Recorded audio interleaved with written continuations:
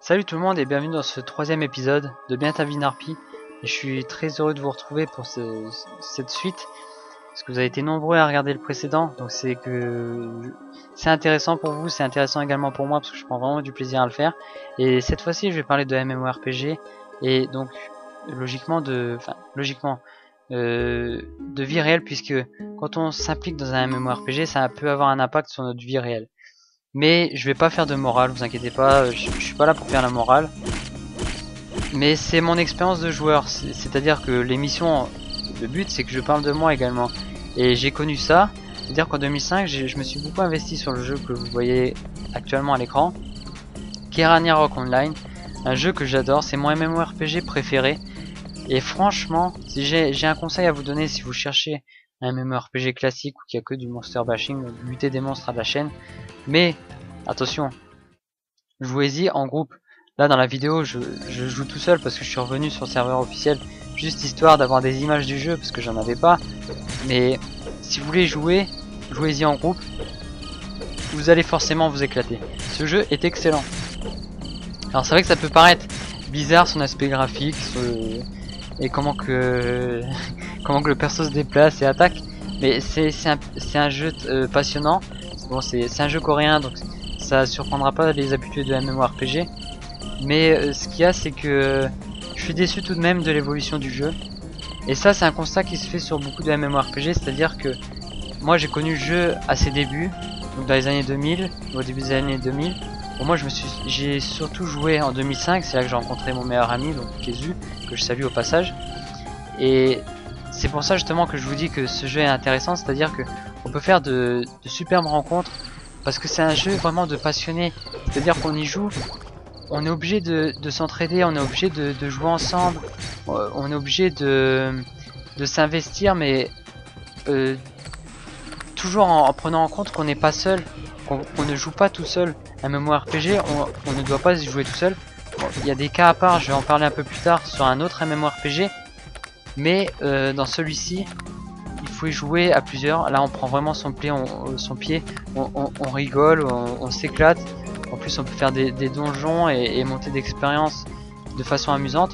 Sauf que le truc c'est que quand ils ont voulu faire le jeu à la sauce francophone, et ben ils se sont totalement plantés. Gravity Europe, et ben ils ont décidé de faire un serveur officiel européen qui était au départ français. Il y avait français, allemand et pour les autres pays, et en anglais.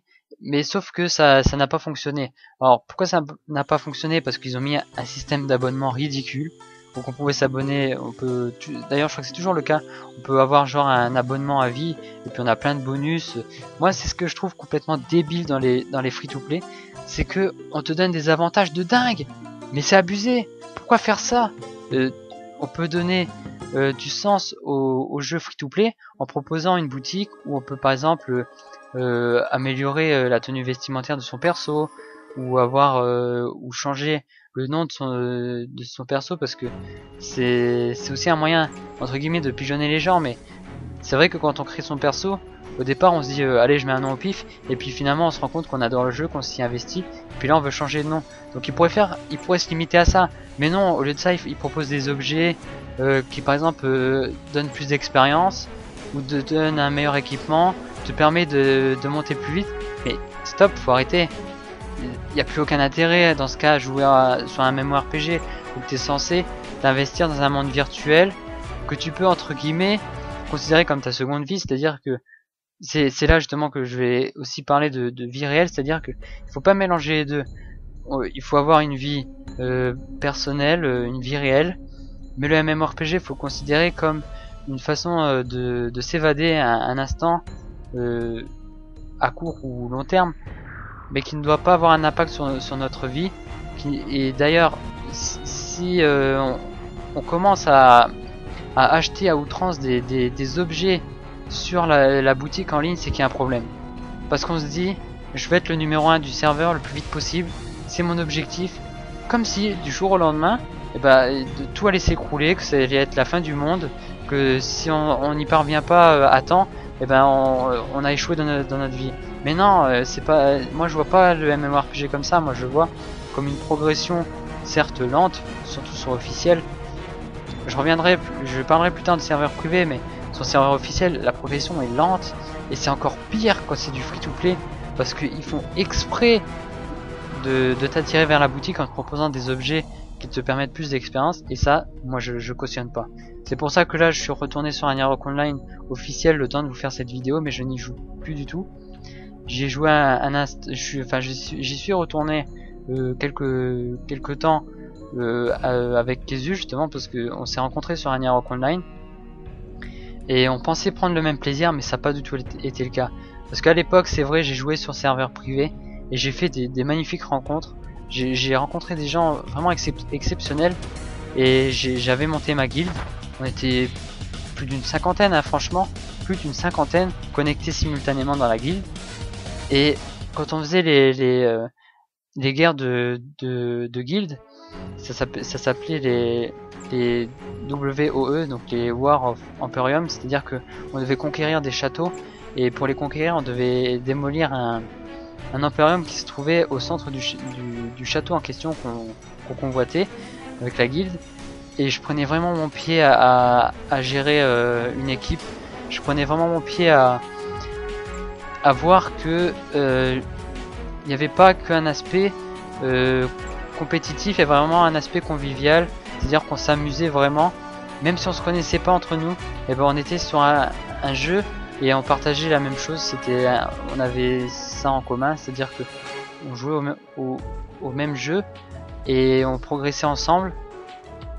C'est ça justement qu'il faut se mettre en tête, c'est-à-dire que programmer par exemple des sorties de donjons c'est bien, mais il faut que ce soit calculé, c'est-à-dire que il faut pas viser un donjon qu'on va passer 5 heures dessus. Franchement, à part avoir le cerveau ramolli à la fin, c'est pas du plaisir à long terme, parce que on va le finir le donjon et puis après on va se dire bon bah voilà, je suis content, j'ai fait ce donjon, on est dans les premiers ou je ne sais quoi, à l'avoir terminé c'est cool, mais il faut prendre son temps, faut pas aller trop vite non plus, ça sert à rien.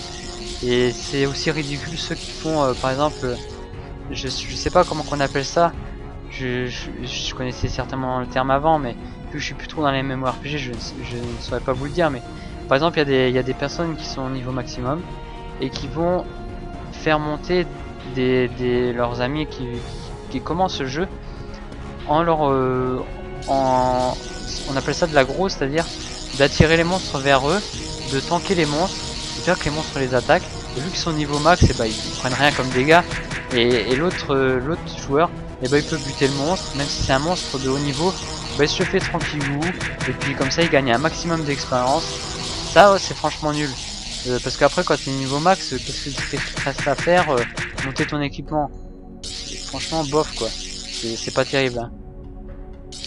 Mais c'est ça aussi le problème dans le MMORPG, c'est l'évolution du jeu.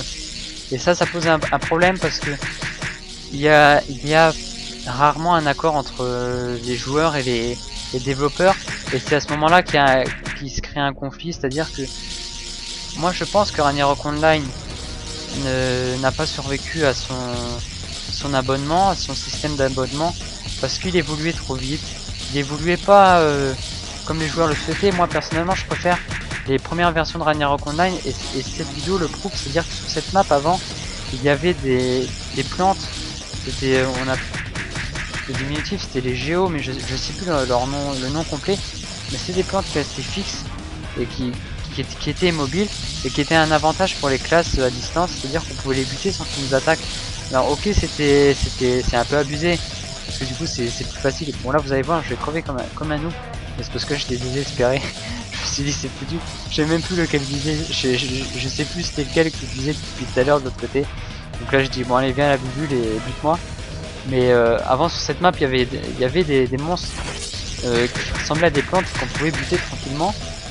Et c'était un avantage pour les classes comme le tuif, qui est donc le voleur, qui est une classe difficile à monter quand on est en solo ou même en groupe, parce qu'il n'a pas de sort à distance, mais il peut tout de même utiliser un arc, donc c'était un avantage pour lui. Et je ne sais pas pourquoi, là quand je suis allé sur la map, surprise, il n'y a plus ces monstres là, il n'y a plus personne, il n'y a plus aucun joueur. Parce qu'avant les joueurs s'installaient tranquillement, ils posaient leur tente ici pour vendre leurs objets et ils se faisaient un max de fric. Donc voilà, maintenant je passe sur un autre MMORPG que j'adore également et que je conseille vraiment, c'est Aion. Alors Aion, il a aussi une particularité et une histoire assez tragique, c'est que il a été annoncé au départ comme le gros rival de World of Warcraft, celui qui allait faire tomber le pilier en termes de MMORPG, sauf que ça n'a pas du tout été le cas, malgré un background de ouf, malgré une histoire vraiment passionnante, parce que moi je trouve que l'histoire est vraiment géniale. C'est-à-dire qu'on peut choisir sa race, soit on est Élyséen, soit on est Asmodien, et on n'évolue pas dans les mêmes mondes, dans les mêmes maps. Là, vous voyez, c'est très chaleureux, c'est très vivant, c'est très clair.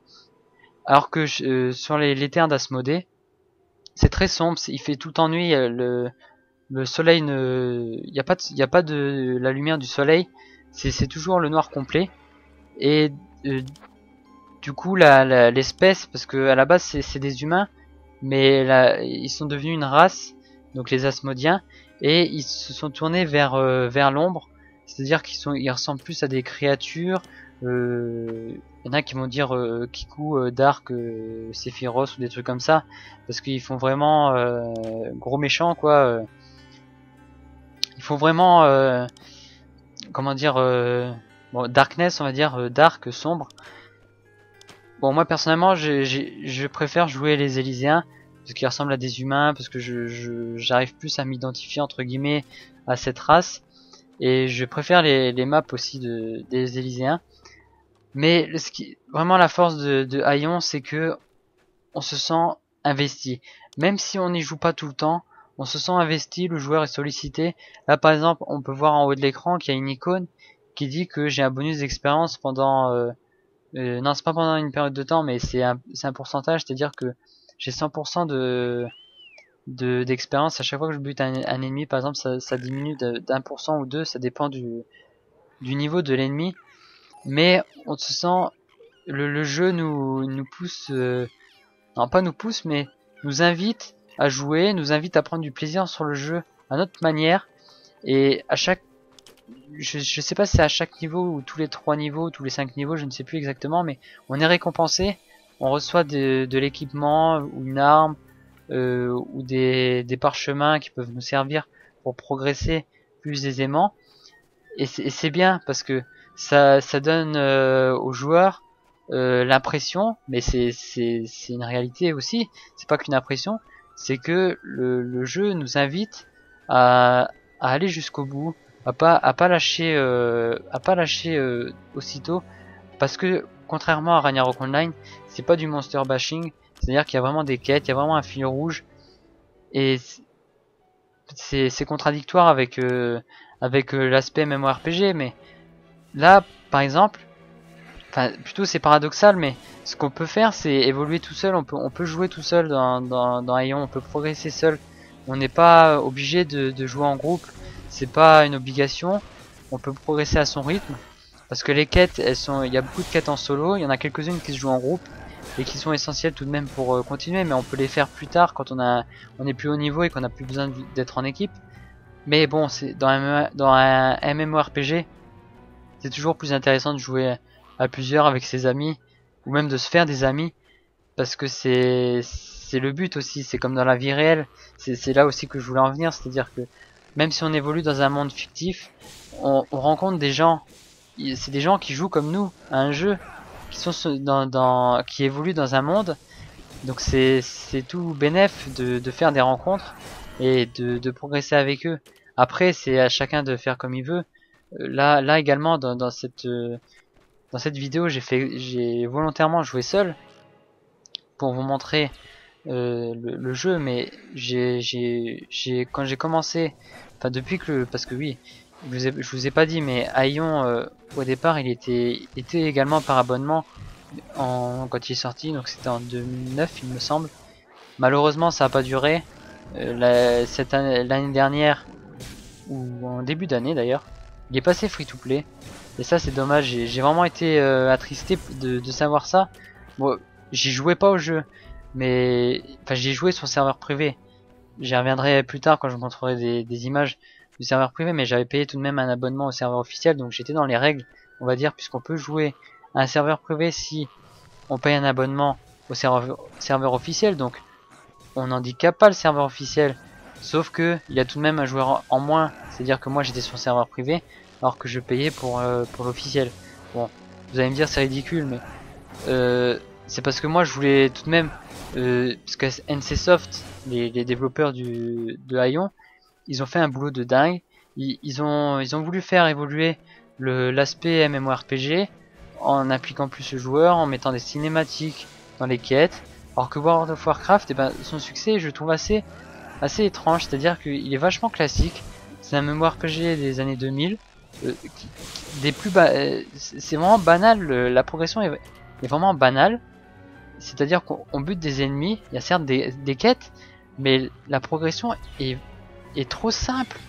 Le monter de niveau est beaucoup trop simple.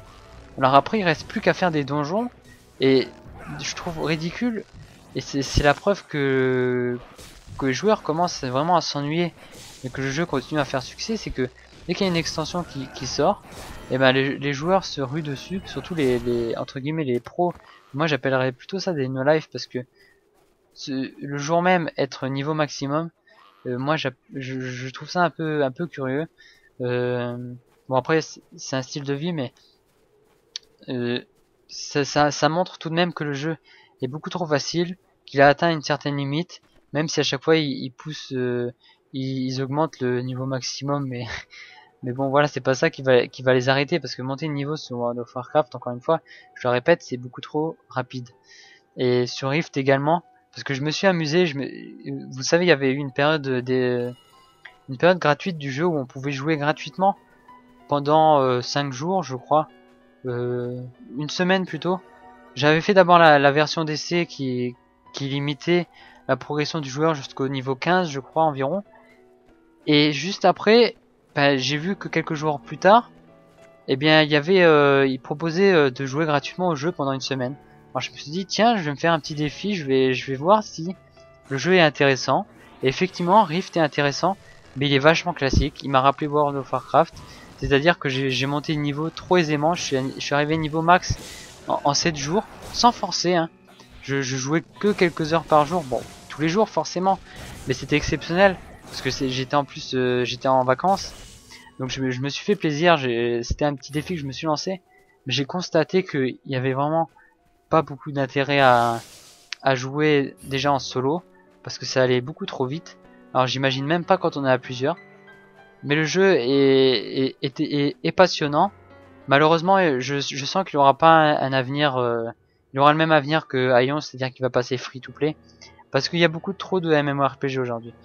Et c'est un problème. C'est à la fois une bonne chose et un problème, parce que les jeux qui ont de vraies qualités comme Aion, ils se disent allez, les joueurs vont le remarquer, donc on fait ça par abonnement. Sauf que les joueurs ont pas les moyens, ont pas le temps, parce que ça impose, l'abonnement impose tout de même de jouer, c'est-à-dire que tu payes, alors tu te dis bon, il faut que je joue parce que sinon je vais pas rentabiliser l'abonnement. Et ça c'est clair et net, c'est vraiment pas évident d'être d'équilibrer ses heures de jeu et sa vie entre guillemets quand on paye un MMORPG, un jeu par abonnement. Et c'est ce qui pose problème à tous les MMORPG de cette catégorie d'ailleurs, et ils se font de plus en plus rares à être par abonnement.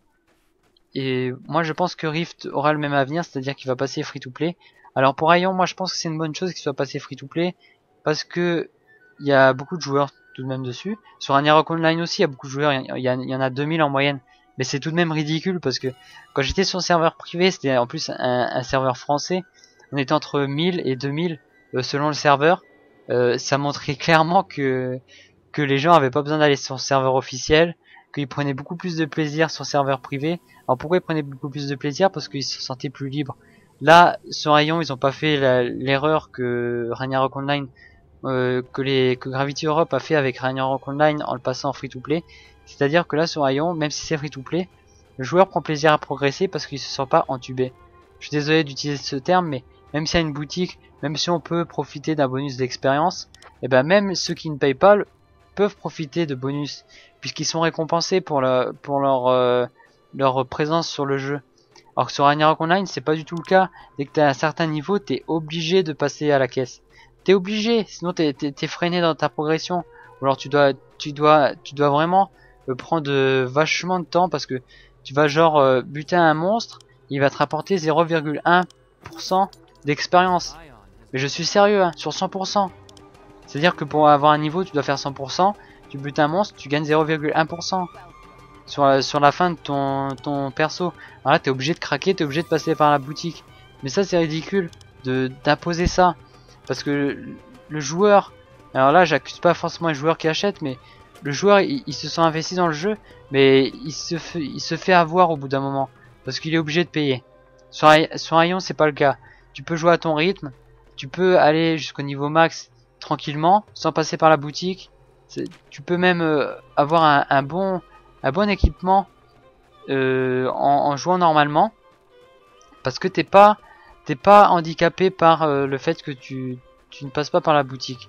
Et il y a aussi ça, par contre, rappel, c'est également un MMORPG. Ils ont tout de suite commencé par le free-to-play, et ça a été une bonne chose au départ, sauf que c'est la même chose, t'es obligé de passer par la boutique au bout d'un moment. Tu prends plus de plaisir à jouer normalement, parce que tu vois que les autres, ils dégomment tout, ils ont des super familiers, parce que dans Rappel, ce qui est mis en avant, c'est le fait de posséder un familier. Et si tu passes pas par la boutique, t'as un familier assez pourrave, je vais dire, pour rester poli. Mais bon, c'était il y a longtemps, hein. J'y ai joué il y a longtemps. Ça a peut-être changé depuis, parce que les MMORPG évoluent forcément. Bon, là, vous allez voir, je vais me faire buter sur Aion, et c'est là que je vais parler des points forts de ce jeu. C'est que c'est pour ça que là, on n'est pas obligé de jouer en groupe. C'est qu'on peut progresser seul si on vise par exemple le PVP sauvage. Alors ça, c'est un truc que j'adore dans les MMORPG et qui font penser à un peu à un jeu solo. C'est-à-dire que tu fais monter ton perso. Par exemple, je vais comparer avec Borderlands, puisque c'est un des jeux auxquels je joue en ce moment. C'est-à-dire que tu fais monter ton perso tranquillement, et après tu butes des ennemis. Tu peux aller buter des ennemis dans le camp adverse. Là, je me fais buter par une Asmodienne, je crois, qui est une rôdeuse, qui était en mode furtif et qui a vu que j'étais un peu AFK parce que j'étais dans les options. Donc elle en a profité pour me dégommer. Bon, ce qui est sûr, c'est qu'elle avait plus de niveau que moi. Mais c'est là quand on fait du PVP sauvage, c'est le premier qui engage dans les classes, en tout cas dans les classes furtives, assassines, c'est le premier qui engage qui gagne. Mais c'est vraiment un côté qui me plaît beaucoup. Et là, je vais vous montrer des screenshots quand j'étais sur serveur privé, parce que j'ai vraiment pris mon pied sur ce serveur. Je citerai pas le nom, mais j'ai monté une guilde. On était très nombreux. Malheureusement, j'ai pas gardé contact avec toutes ces personnes et je le regrette vraiment, parce que le serveur a fermé brutalement. C'est de toute façon le risque de tous les serveurs privés, c'est-à-dire qu'ils n'ont pas une longue durée de vie, mais l'expérience est vraiment unique. C'est-à-dire que c'est pas comme sur serveur officiel. Là j'étais dans le camp adverse, vous voyez bien, c'est beaucoup plus sombre. Là, ce que vous voyez, c'est 3 de mes victimes, et je jouais la classe assassin, et j'étais l'un des meilleurs sur ce serveur parce que je faisais le plus de kills dans le camp adverse, et c'était une façon à moi de profiter du jeu, de m'amuser. Et j'ai vraiment de bons souvenirs de ce jeu, vraiment. Et là, je joue encore sur le serveur officiel de temps en temps, mais de façon moins régulière, parce que le MMORPG quand même a une limite, c'est-à-dire que on peut y jouer surtout quand on est jeune, quand on a le temps, mais après faut modérer, et quand on commence à modérer, et ben les autres ils prennent de l'avance, on se sent plus on sent qu'on a du retard par rapport à eux. Enfin bref, c'est plus trop pareil. Mais là, quand j'avais joué sur serveur privé, c'était vraiment excellent parce qu'il y avait un esprit communautaire que j'ai jamais retrouvé ensuite. Bon, je vais m'arrêter là sur la MMORPG. Je vais maintenant revenir sur la question que j'avais abordée dans l'épisode précédent. Donc c'était depuis 2010, quel est le jeu qui vous a le plus marqué? Alors moi, c'est Super Fighter 4. Alors là c'est pas Arcade Edition que je vous montre parce que c'est des vieilles, c'est des archives on va dire. C'est quand j'ai commencé le jeu, donc la qualité aussi d'enregistrement est pas terrible. Mais c'est vraiment une période de ma vie de gamer qui m'a marqué parce que je me suis vraiment investi sur ce jeu. Alors pourquoi je m'y suis investi? Parce que j'ai senti que Capcom, ils ont sorti ce nouveau Street Fighter dans le but de à la fois rassembler les anciens, entre guillemets les anciens, ceux qui ont connu Street Fighter sur par exemple la Super Nintendo, parce que moi j'ai connu Super Street Fighter 2 sur la Super Nintendo. Malgré que je suis jeune, je jouais avec mes cousins et tout sur les jeux de combat, notamment celui-ci. Mais après, il y a eu une période où les jeux de combat ont été désertés. On sentait que c'était destiné à l'élite entre guillemets parce qu'il fallait s'investir. Enfin voilà, c'était pas terrible. Il y avait aussi Mortal Kombat à l'époque qui avait fait succès parce que c'était vraiment déjanté, c'était totalement décalé.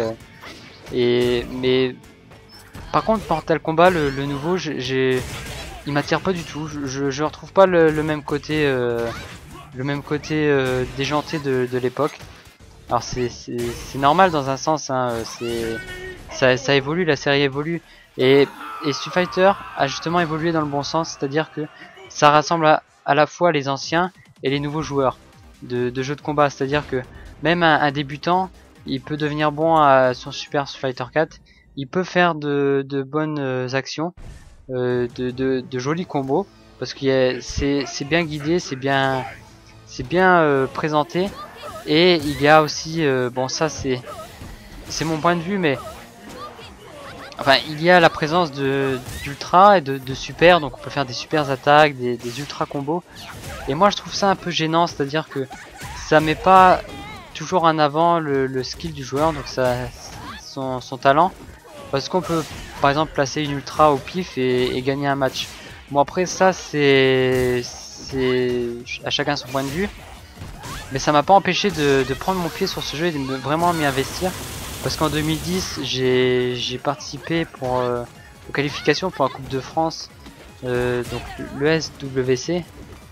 Et j'ai gagné dans ma région à l'époque, donc en Lorraine. Et j'ai donc assisté à la finale à Paris, j'ai terminé 4ème. Donc je dis pas ça pour me vanter, mais à ce moment-là, j'ai vu que vraiment mon niveau par rapport aux autres qui s'investissaient vraiment, notamment leurs DVD, Luffy et Yamazaki, parce que c'est les trois gagnants de 2010 à la Coupe de France. Je me suis rendu compte que même si le jeu est clairement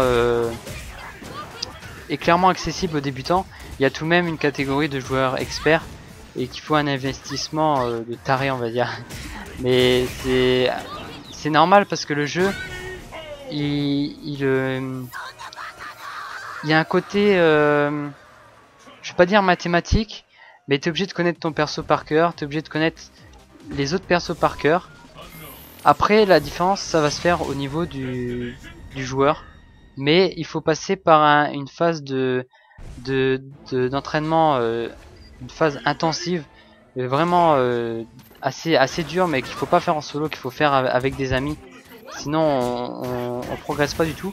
Mais il y a des choses à savoir, par exemple que tel coup fait tant de frames par seconde, enfin oui je sais plus comment le terme exact, parce que j'ai déserté, oui même si c'est un jeu qui m'a marqué, dans la période 2010 j'ai déserté Super Street Fighter 4 pour raison personnelle, mais je pense, et ça c'est peut-être, là je m'adresse peut-être aux gens qui m'ont suivi depuis que je joue au jeu de combat, c'est-à-dire que je retournerai sur un jeu de combat, je ne sais pas encore lequel, mais ce sera peut-être Street Fighter justement. Mais je suis quand même déçu de voir que là je reviens sur mon avis personnel par rapport à la présence d'Ultra et de Super, mais j'aurais préféré un jeu de combat en 2D comme Street Fighter où il n'y a pas de super attaques. Et bon, c'est ce qui m'a un peu c'est ce qui a fait aussi que j'ai arrêté d'y jouer. Bon après il faut s'y faire, il faut mettre ça à son avantage et pas accuser le fait qu'on perd à cause de ça. Parce que c'est faux, si on perd c'est parce qu'on a fait des erreurs, parce que le joueur en face est meilleur. Mais c'est par rapport aux jeux en 3D, il y a que Dead or Alive par exemple que j'aime bien également, mais là c'est clairement axé sur le tout public, c'est vraiment trop aisé de pas trop aisé, mais c'est beaucoup plus facile de gagner sur Dead or Alive que sur Street Fighter. C'est mon avis également, mais je pense que c'est une réalité. Pourquoi? Parce que il y a c'est différent, c'est deux genres différents les jeux de combat 3D et 2D, mais moi je suis plus attiré par les jeux en 2D, et donc Super Street Fighter 4 est vraiment un jeu qui m'a marqué et qui est marquant parce qu'il montre le retour des jeux de combat sur le devant de la scène. D'ailleurs Ken Bogard est très connu dans ce domaine là, puisqu'il commente des matchs il commente en français des matchs notamment de Super Street Fighter 4 et d'autres jeux de combat en 2D, puisque c'est sa spécialité. Il a vraiment donné une seconde jeunesse par son implication dans ce genre de jeu, et c'est une très bonne chose. Et moi je trouve que c'est très bien, et que si on vise un jeu de combat, et ben il faut voir du côté des jeux récents, parce qu'ils sont excellents et ils ont redonné vie aux jeux de combat. Donc maintenant on attaque la question à laquelle vous pourrez répondre en commentaire. Donc quelle est la meilleure série jeux vidéo? Alors je vais donner un exemple, par exemple Zelda, si c'est votre série préférée, pourquoi, et est-ce qu'il y a vraiment des séries qui sont marquantes dans le jeu vidéo? Est-ce que vous pensez qu'il y a des séries qui se valent plus que d'autres? Donc je vous laisse laisser un commentaire, vous n'êtes pas obligé bien entendu, hein, comme dans les précédents épisodes. Vous pouvez même répondre après que l'épisode ait été diffusé et qu'on soit beaucoup plus loin chronologiquement. Vous pouvez continuer d'y répondre, il n'y a pas de souci. Moi ça me fait plaisir de lire vos avis. Et moi j'y répondrai donc dans le prochain épisode. Mais prenez bien en compte que là quand je dis série, ça peut être aussi des sagas, c'est-à-dire que même des trilogies, qu'il n'y a pas beaucoup d'épisodes sur le jeu, mais qu'il y a à chaque fois des suites. Donc voilà, je vous laisse répondre à cette question si vous le désirez. Et donc moi je vous dis à très bientôt pour le prochain épisode. Pensez à vous abonner si vous voulez suivre, si vous aimez cette série de vidéos, puisque c'est, comme je le rappelle, tous les mercredis. Et donc j'essaierai à chaque fois d'avoir le temps de le faire. Là je sais pas si je serai dans les délais, on verra bien. Mais c'est vrai que j'ai abordé dans cet épisode la MMORPG parce que je voulais juste parler rapidement de ma vie, c'est-à-dire que en ce moment ça va beaucoup bouger dans ma vie réelle, c'est-à-dire que je vais être un peu moins présent sur YouTube. Donc même si vous voyez que je diffuse des vidéos, bah sachez que c'est en décalé, c'est-à-dire que je les diffuse mais elles sont c'est des envois programmés, c'est-à-dire que j'ai déjà programmé l'envoi de la vidéo. Donc voilà, c'est tout ce que j'avais à dire dans cet épisode. J'espère que vous serez encore nombreux à me suivre, et je vous remercie d'être abonné à ma chaîne. Pensez s'il vous plaît à rejoindre ma page Facebook, parce que je communique beaucoup sur Facebook. Même si vous aimez pas la plateforme, suivez ma page. Vous n'êtes pas obligé de devenir fan de ma page, mais vous pouvez me suivre depuis Facebook. Je laisse des fois des messages, parce que si vous aimez bien ce que je fais en tant que gamer, sachez que je m'adresse beaucoup sur Facebook à vous et globalement par rapport à mes projets, et je compte vous proposer quelque chose qui va vous plaire. C'est à dire que vous êtes nombreux à me contacter ces temps-ci, à me demander entre guillemets de l'aide, ou à qu'on puisse développer des projets ensemble, et je vous promets que ça sera le cas. Je vous promets que j'ai des surprises pour vous, que je vais vous aider par exemple à développer votre chaîne. Donc continuez de me suivre si ça vous tente de faire ce bout de chemin encore avec moi dans le monde du jeu vidéo. Si ça vous tente également d'être curieux de voir mes projets à venir. Donc voilà, je vous laisse maintenant décider de quoi faire. Mais si vous avez regardé cet épisode jusqu'au bout, bah en tout cas je vous en remercie. Et donc moi je vous dis à très bientôt pour le suivant. Allez, salut tout le monde, et bonne semaine bien sûr.